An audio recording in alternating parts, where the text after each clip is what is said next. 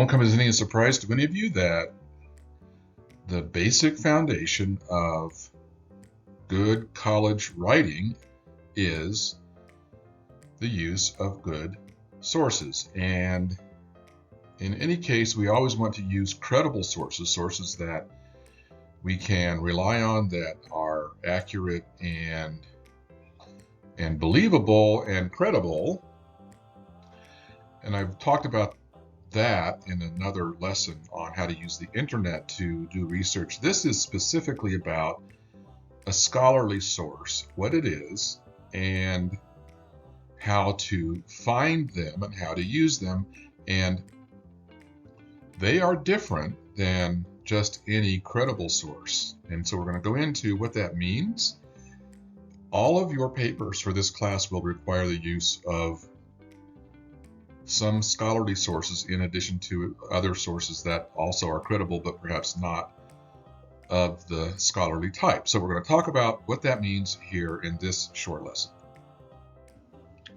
For our purposes, a scholarly source is a peer-reviewed paper published in an academic journal. Don't panic yet, don't panic. I'm going to show you how to use this, how to find them, and you don't have to read pages and pages and pages to find what you're looking for. Or a published thesis or a dissertation. Those are much more rare, but essentially you're going to go find a paper in a peer-reviewed academic journal. Remember, I said don't panic yet. So there are various ways to go about finding this information. The easiest is to use a search engine called Google Scholar. What Google Scholar does pretty successfully is it will not search anything but scholarly sources. And so you are eliminating 99.9% of the internet by using Google Scholar. And the way you find Google Scholar is you go to Google and you type in Google Scholar and you hit return, and that page right there comes up. Next, you type in a search query just like as you would in regular Google, and you'll notice I even, not on purpose, but I misspelled success here, but it's not going to matter, as you'll see. I chose this random topic because a lot of students in this class are nursing students, and so the temptation that a lot of nursing students have is they're learning a lot of really good stuff in their nursing courses, and for example, they often want to, in their informative presentations, just sort of tell us what they're learning in their courses, which is great. But at some point, I want you to do some additional research beyond what you're already picking up in other classes. And so here's an easy one. What's the success rate of the Heimlich maneuver? Let's see what it finds. Well, what it finds is about 3,000 different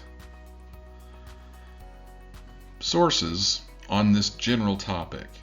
And you're going to see here in a moment, I'm going to pick one of them that really I wasn't necessarily looking for so much, but it's going to be a specific paper about a specific issue having to do with the Heimlich maneuver. I do this as an example. This is a simple way to find scholarly sources to supplement your presentations, regardless of the topic. So I ran across this one, and I found it quite interesting. Now, I am not a nursing student. I do not know much about the Heimlich maneuver other than, what we all kind of know about it, that, you can use it for a choking victim. Essentially, you stand behind the victim and put your hands in a certain position and compress the lungs. Do not quote me on that. I am not a doctor. I am not a nurse. I'm not even a student of any of that.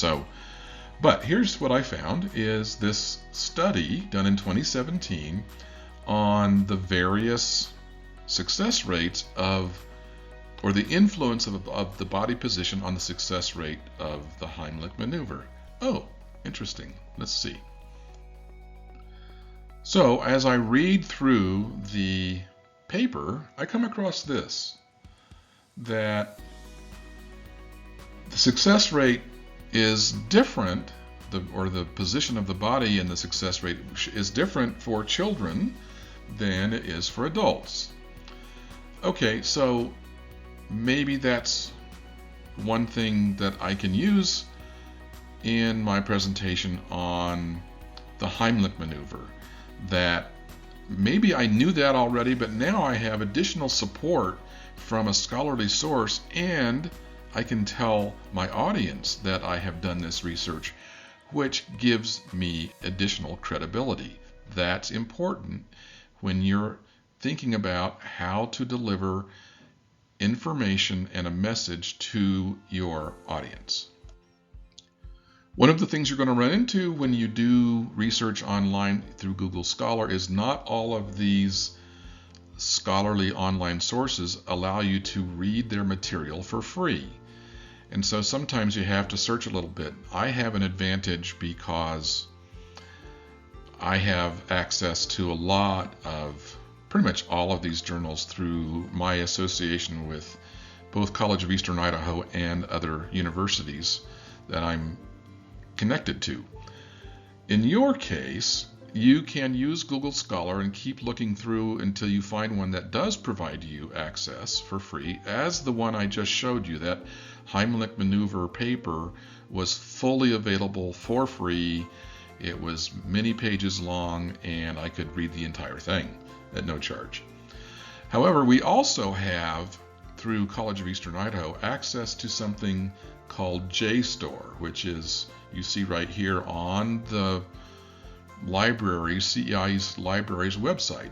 JSTOR is one of the best, most widely used search vehicles for scholarly sources. And with a quick tutorial from the library, you can learn how to access JSTOR or other search engines and search vehicles that take you to specific scholarly types of sources. So I encourage you, I plead with you to take the extra time to learn how to access this kind of information through resources available to you as a student, because you will use them for this class, and I guarantee you will use them for other classes. So if you haven't yet learned how to use it, now is a great time.